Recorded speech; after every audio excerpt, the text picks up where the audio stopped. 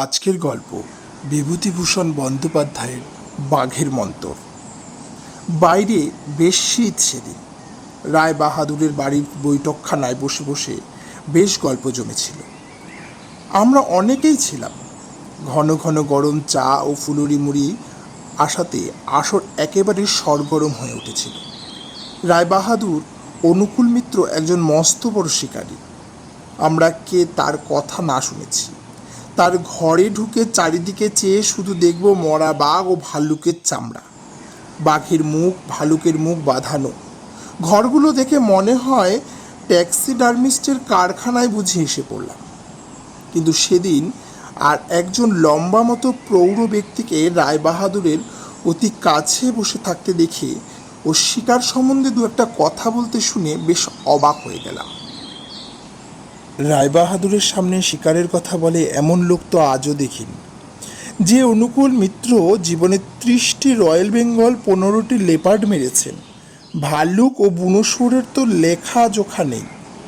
এছাড়া আজ আছে গন্ডার, আছে বাইসন, আছে অজগর, পাইথন, আছে সজারু, আছে কাক, বক, হাঁস। এ যেন রায়বাহাদুরের পাশে বসে শিকারের কথা বলা। না, লোকটা কে হে, বড় কৌতূহল হলো জানবার। উপেনবাবু, আমাদের উপেন মাইতি, আপন মনে চা খেয়েই চলেছেন। তাকে দেখে বললাম, ও উপেনবাবু? ওই লোকটা কে? উপেনবাবু যেন হঠাৎ ভয় পেয়ে বলে উঠলেন, হ্যাঁ, কই, কে? ঘাবড়াবেন না, ওই আধবুড়ো লোকটি কে? উনি? বলুন না। বিজ্ঞ শিকারী নিধিরাম ভট্টাচার্য। নামটা যেন নৈয়ায়িক পণ্ডিতের মতো শোনালো। আপনি অনায়াসে বলতে পারতেন নৈয়ায়িক নিধিরাম সার্বভৌম। তার শিকারের ব্যাপারে উনি বড় কেউ কেটা নন। ওর শিকারযোগ বই পড়েননি? 3টে এডিশন হয়ে গেল। আসুন আলাপ করিয়ে দিই। আমার সঙ্গে আলাপ হয়ে গেল। নিধিরাম ভট্টাচার্য যে কোনো কালে চাল কলা বাঁধা পুরুত ছিলেন না, তার কথাবার্তার ধরনের আগেই বুঝেছিলাম। এখন সেটার ভালো করে জানা গেল। নানা স্থানের বাঘ ভালুকের শিকার কিভাবে হয় সে গল্প করলেন। রাত্রে কিভাবে গাছের উপরে বসে কাটিয়েছেন, কোন জঙ্গলে একবার বাঘের মুখে পড়েছিলেন, ইত্যাদি ইত্যাদি নানান গল্প। লোকটি ভালো গল্প বলতে পারেন। এমন সুন্দর নিখুঁতভাবে গল্প বলছিলেন যে আমরা ঘটনাবলী যেন চোখের উপর ঘটতে দেখছি। আরও দেখলাম নিধিরাম বেশ প্রকৃত রসিক ব্যক্তি। জ্যোৎস্না রাত্রি ও বর্ষা মুখর শ্রাবণ রাত্রিগুলির এমন সুন্দর বর্ণনা দিচ্ছিলেন মুখে মুখে। আমি বললাম, একটা কিছু আশ্চর্য ঘটনা বলুন। নিধিরাম ভট্টাচার্য বললেন, সবই আশ্চর্য, বনের সব ব্যাপারই আশ্চর্য। তবুও কি ভূতের গল্প? ভূত দেখিনি কখনো চোখে। বিশ্বাস করেন না? বারে, এই আবার অদ্ভুত অতি লোক। বাঙালি হয়ে ভূতে বিশ্বাস করেন না এমন লোক তো দেখিনি। পরে কথার ভাবে বুঝলাম তিনি তন্ত্রমন্ত্রে বিশ্বাসী। বললাম, আপনাদের তন্ত্রশাস্ত্রে ভূত মানে না? বললেন, তন্ত্রশাস্ত্র আমি পড়িনি, মন্ত্রতন্ত্রের কথা বলছি। ও, কীরকম মন্ত্রতন্ত্র? সব বাজে ভুয়ো। ও, বাজে? একদম। আমি একেবারে অতটা যেতে রাজি নই। মন্ত্রের শক্তি নিশ্চয়ই আছে। ওই করে করে দেশটা উচ্ছনে গেল। আপনারা ইংরেজি লেখাপড়া শিখেও এইসব মানেন? এইবার নিধিরাম ভট্টাচার্যের উপর আমার শ্রদ্ধা হলো। আশ্চর্য মানুষ তো, আধুনিক মনোবৃত্তি সম্পন্ন প্রৌঢ় ব্যক্তি। আমি বললাম, সুন্দরবনে আপনি গিয়েছেন? বলেন, অনেকবার। এই মন্ত্রতন্ত্র সম্বন্ধে সেখানকার একটা ঘটনা বলি। আমি বেশ এগিয়ে গিয়ে বসলাম তার কাছে। 3টা এইসব গল্প শুনবার উপযুক্ত বটে। উনি বলতে লাগলেন, সেবার কাকডাঙার ট্যাকে আমাদের বজরা লেগেছিল। আমাদের যিনি শিকারগুরু, খুলনার উকিল সীতাকান্ত রায়ের ভাইপো শ্যামাচরণ রায় ছিলেন আমাদের সঙ্গে। কথাটা উল্টে বলা হলো, আসলে তার সঙ্গেই আমরা গিয়েছিলাম। নইলে আমাদের অবস্থার লোক আর বজরা কোথায় পাবে বলুন? যেখানে বজরা বাঁধা হলো সেখানটায় একটা খালের মুখ। গভীর বনের মধ্যে দিয়ে এসে সেখানে নদীতে পড়েছে কাকডাঙার খাল। খালের দৃশ্য বড় সুন্দর। দুধারে হেতালের ঝোপ, বনের মধ্যে গড়ান আর গোলপাতার গাছ, জলের ধারে টাইগার ফার্নেল জঙ্গল। এই টাইগার ফার্নের জঙ্গলের মধ্যেই সাধারণত বড় বড় বাঘ আত্মগোপন করে থাকে। শ্যামচরণ রায় ফর্সিতে তামাক নিয়ে খেয়ে আমাদের বললেন, কাকডাঙ্গার খালের ডিঙি ওঠাও। ডিঙি বেয়ে আমরা চললাম খালের মধ্যে দিয়ে। সুন্দরবনে যারা কখনো যাননি তারা বুঝতে পারবেন না এই রকম খাল বেয়ে জঙ্গলের মধ্যে দিয়ে যাবার সময় যে কী চমৎকার রূপ চোখে পড়ে সুন্দরবনের। কখনো হেতাল ঝোপ, কখনো বন্য লেবুর জঙ্গল, গোলগাছের সারি, কোথাও বা বাতাবি লেবুর মতো প্রচুর ফল হয়ে আছে, কোথাও বা হলুদ ফুল ফুটে আলো করে আছে বন্যলতা, কেয়া ঝোপে কেয়া ফুল ফুটে বাতাসকে মিষ্টি করেছে। অনেক বললেন সুন্দরবন বড় একঘেয়ে। তারা গভীর জ্যোৎস্না রাত্রে বনের চেহারা কখনো দেখেননি, অন্ধকারে দেখেননি সূর্য উঠবার আগে রাঙা আলোয় মোড়া নিস্তব্ধ বনানীর রূপ, শোনেননি এর বিচিত্র বিহঙ্গ কাকুলি। আমার গুরু শ্যামচরণ রায় এত ভালোবাসতেন এই বন যে বাড়িতে বলেছিলেন তিনি মারা গেলে তার দেহটি যেন সুন্দরবনে সমাধিস্থ করা হয়, তার আত্মা এতে শান্তি পাবে। আমি বললাম, তিনি বেঁচে আছেন? বললেন, না, বহুদিন দেহ রেখেছেন।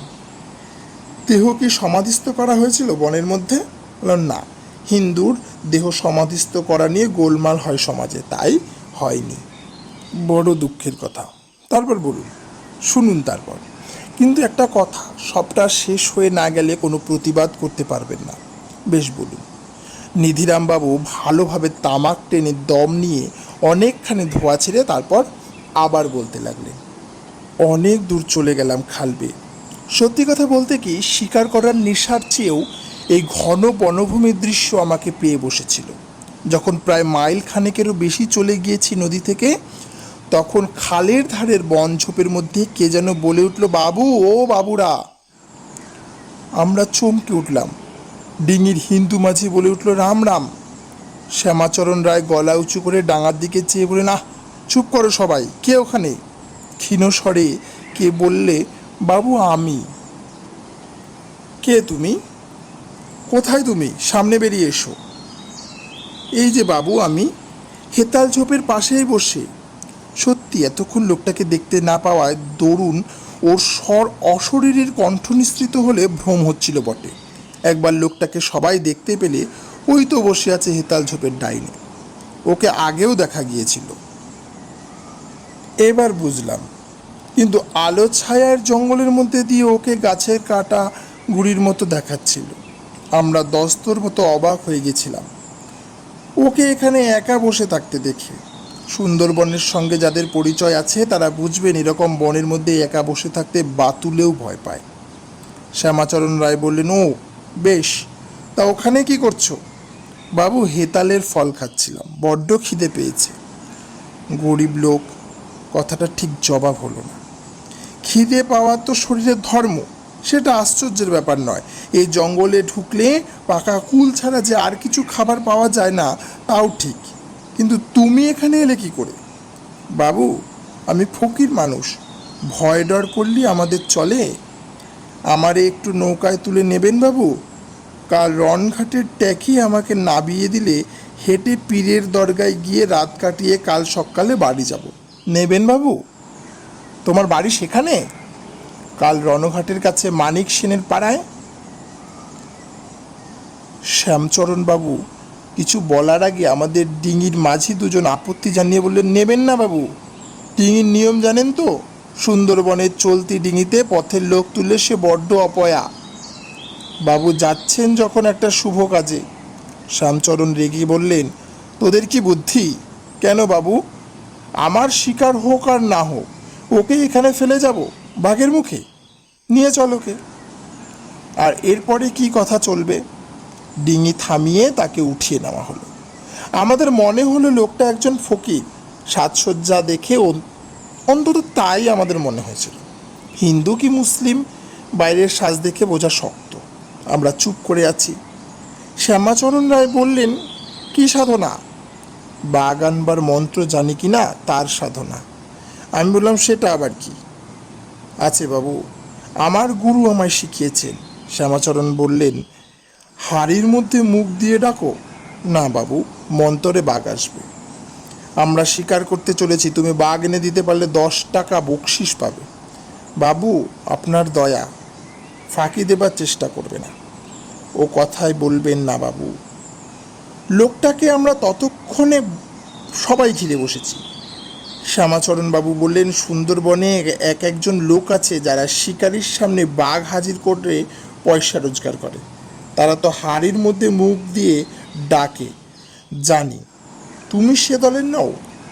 আপনাকে আগেই বলেছি বাবু, মন্তর আসল জিনিস, বাঘ টেনে আনে। এই সময় আমরা নিধিরাম ভট্টাচার্যকে জিজ্ঞাসা করলাম, হাড়ির মধ্যে মুখ দিয়ে ডাকার ব্যাপারখানা বুঝলাম না তো। নিধিরাম বাবু আমাদের বুঝিয়ে দিলেন, এক শ্রেণীর লোকের পেশা হচ্ছে এই, তারা ঝোপের মধ্যে বসে হাড়ির মধ্যে মুখ দিয়ে বাঘের আওয়াজ নকল করে ডাকে। তাতে নর বাঘ সেখানে ছুটে আসে এবং শিকারীর বন্দুকের পাল্লায় ধরা দেয়। 5 টাকা ছিল ওদের ফি যুদ্ধের আগে, এখন কত জানি না। আমরা বললাম, এমনভাবে বাঘ আসতে আপনি দেখেছেন? অনেকবার দেখেছি, তবে সব সময় সফল হয় না ওদের চেষ্টা। বাঘ হয়তো সে জঙ্গলে নেই, কিংবা কাছে নেই, নয়তো মানুষের সাড়া পেয়ে পিছিয়ে গিয়েছে। সে অবস্থায় কি হবে? তারপর শুনুন, আমি বড় শিকারী, মন্তরে বাঘ এনে দেয় এমন কথা কখনো শুনিনি। শিকার কত এগিয়ে গেল তাহলে ভাবুন তো। শিকারের শখ যাদের আছে তারা জানেন একটা জ্যান্ত বাঘের পেছনে কি খাটুনিটাই মশাই তাকে শিকার করতে হয়। জঙ্গল ঠেঙাও, নয়তো মাচান বেঁধে রাত জাগো, সোজা কষ্ট মশাই। আর সে জায়গায় যদি মন্তরে বাঘ আসে তবে শিকার কত সোজা হয়ে গেল বলুন। 5-এর জায়গায় 10 টাকা দিতে কেন তার আপত্তি করবে? ঠিক কথা বলুন আপনি। তারপর ঘন্টা 2 কেটে গেল। কাকডাঙ্গার খালের মাজায় এসে আমরা নোঙর করলাম। মাজায় মানে কি? খালের অর্ধেকটা পার হয়ে এসে সন্ধে হয়ে এলো। আমরা সাহস করলাম না এখন ডাঙায় নামতে। রাত্রে খাবার সঙ্গে করে আনা হয়েছিল, তাই খেয়েই সবাই ডিঙিতে শুয়ে রাত কাটিয়ে দিলাম। সমস্ত রাত উত্তেজনায় শ্যামাচরণ বাবুর ঘুম নেই চোখে, কিন্তু তিনি শুধু বসে বসে ফকির সাহেবের আজগুপি মন্তরের কথা শুনছিলেন। সে কতবার সাধনা করেছে বনের মধ্যে এই বাঘ আনার জন্য। গভীর থেকে গভীরতর জঙ্গলে বসে এই মন্তরের সাধনা করাই তার কাজ। আরও কত কী যে বাজে গল্প। সারাদিন খেটে খুঁটে রাতে যে একটু ঘুমোবে তারও উপায় নেই। কিন্তু শ্যামাচরণ রায় স্বয়ং ফকির সাহেবের মুরব্বী, তার কথার উপর কথা বলবে কে? আমরা চুপচাপ শুয়ে ঘুমোবার চেষ্টা করলাম। শেষ রাতের দিকে খানিকটা কৃতকার্য যে হয়নি তাও নয়। আমি বললাম, একটা কথা, আপনারা কাকডাঙ্গা খালের মাঝামাঝি এলেন কেন? বজরা ছেড়ে আসার হেতু কি? হেতু খুব স্পষ্ট। বজরায় বসে তো শিকার চলবে না। বজরা আছে নদীতে, তার একদিকে জঙ্গল, অন্যদিকে কুল কিনারা দেখা যায় কিনা যায়। ছোট্ট খালের মধ্যে না গেলে দুদিকে জঙ্গল তো তুমি দেখতে পাচ্ছ না। তুমি তো জঙ্গলে চড়ুই ভাতি করতে আসোনি। নিধিরাম ভট্টাচার্য একটু তর্কপ্রিয় লোক। কেউ তার কথার প্রতিবাদ পাছে করে এই আশঙ্কায় সর্বদাই কোমর বেঁধে তর্কের জন্য তৈরি থাকেন, এবং গল্প শুরু করবার সময় কেন যে বলেছিলেন আমার কথার কোনো প্রতিবাদ করতে পারবে না গল্প শেষ না হওয়া পর্যন্ত, তা এখন বুঝলাম। আমরা তাকে বুঝিয়ে সুঝিয়ে সান্ত্বনা দিয়ে বললাম, আপনাকে মাঝে মাঝে প্রশ্ন করছি জানবার আগ্রহে, আপনার গল্পের খুঁত ধরবার জন্য নয়। আপনি বলে যান। নিধিরাম ভট্টাচার্য বললেন, খুব ভালো কথা, শোনো তারপর। আমার এই গল্প শেষ হয়ে এসেছে। যা কিছু প্রতিবাদ করবা গল্পের শেষে করতে তো তোমাদের বলছি। ডিঙি নোঙর করে সারা রাত্রি সেখানে থাকবার সময় সে রাত্রেই বুঝতে পারা গেল কি ভয়ানক জায়গায় আমরা এসেছি। জ্যোৎস্না রাত্রির আলো ছায়ায় বারবার কেঁপে কেঁপে উঠে ভেঙে ভেঙে যেতে লাগলো বাঘের গর্জনে। কাকডাঙ্গার খাল সম্বন্ধে শ্যামাচরণ রায় বিবেচনায় ভুল করেননি। ভোরে উঠে শ্যামাচরণ বাবুকে বললাম, চমৎকার জায়গায় এসেছেন। শ্যামাচরণ রায় বললেন, কাঁচা শিকারির কথা হয়ে গেল। আগে কেন? বনের বাঘ আর শিকারির বাঘ এক নয়। ওরকম বাঘ ডাকে সুন্দরবনের বহু জায়গায়, কিন্তু চোখে দেখতেও পাবে না কোনো দিন একটিকে। তাই তো ফকির সাহেবকে ধরেছি। এখন ফকির সাহেবের দয়া আর আপনার হাত যশ। সকালের রোদ বেশ উঠলে আমরা সবাই ডিঙি থেকে নেমে বনের মধ্যে ঢুকলাম। ৮ মাইলটা দূরে একটা ফাঁকা জায়গা আছে বনের মধ্যে, তাকে বলে হাতলবাদিয়ার ডাঙা। সেখানে আমরা রান্না করে খাবো দুপুরে। আমরা জিনিসপত্র নিয়েই নামলাম, নয়তো কে আবার এই বনের মধ্যে দিয়ে ডিঙিতে ফিরবে রান্নার জিনিস নিতে। মাঝে দুজনকেও সঙ্গে নিলাম। এই নির্জন জঙ্গলে তারা দুটি প্রাণীর ডিঙিতে বসে থাকতে রাজি নয়। দুদিকে ঘন গড়ান আর হেতালের জঙ্গল, টাইগার ফার্নের ঘন সমাবেশ। পা বাঁচিয়ে চলতে হলো শুলোর ভয়ে। শুলো হলো গাছের বায়ব্য শিকড়, কাদা থেকে মাথা তুলে তীক্ষ্ণ সড়কির মতো খাড়া হয়ে থাকে। ঝরা পাতার তলায় পা দিলেই রক্তপাত। দুধারে বন, মাঝখান দিয়ে জুড়ি পায়ে চলার পথটা। ফকির সাহেব সকলের আগে, তার পেছনে গুরুজি শ্যামাচরণ রায়, তার পেছনে দুজন লোক, তারপর আমি, সর্বশেষে মাঝি দুজন। হঠাৎ এক জায়গায় কি একটা সমস্যা হলো।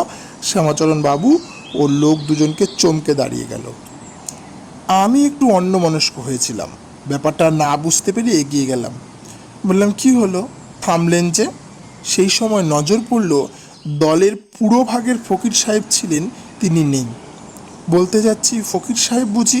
শ্যামাচরণ বাবু বললেন, ওফ সর্বনাশ, এমন কাণ্ড কখনো! উফ! তার পেছনের লোক দুটি তখনও আড়ষ্টভাবে দাঁড়িয়ে। একজন বলেন, উফ বাবুর ডান পাশের ঝোপ থেকেই তো। শ্যামাচরণ বাবু আড়ষ্ট গলায় বলেন, আহা গরিব লোক, আমিই মন্ত্র আওড়াতে বলেছিলাম ওকে মনে মনে। ব্যাপার তখনই শুনলাম, ডান দিকের টাইগার ফার্নের বন থেকে ভীষণ এক রয়্যাল টাইগার লাফিয়ে পড়ে ফকির সাহেবকে তুলে নিয়ে গিয়েছে। চেয়ে দেখে মনে হলো বাঁদিকের হেতালের ঝোপে মাথা যেন তখনও নড়ছে। আমি রুদ্ধ নিঃশ্বাসে বললাম, তারপর পাওয়া গেল ফকির সাহেবকে? তা কখনো যায়? ওই শেষ। একটা হিংলাজের দানার মালা কেবল একটি হেতালের ডালে বেঁধে ঝুলছিল। আমরা তো অনেক খুঁজেছিলাম।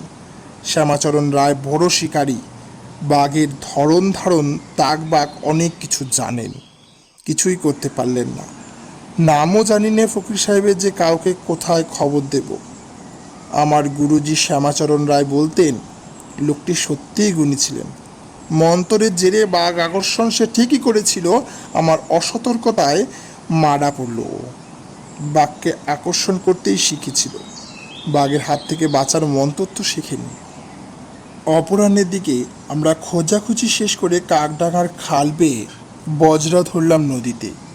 মন সবারই এত খারাপ হয়ে গেল যে সেবার আমাদের শিকারের আর কোনো উৎসাহ রইল না।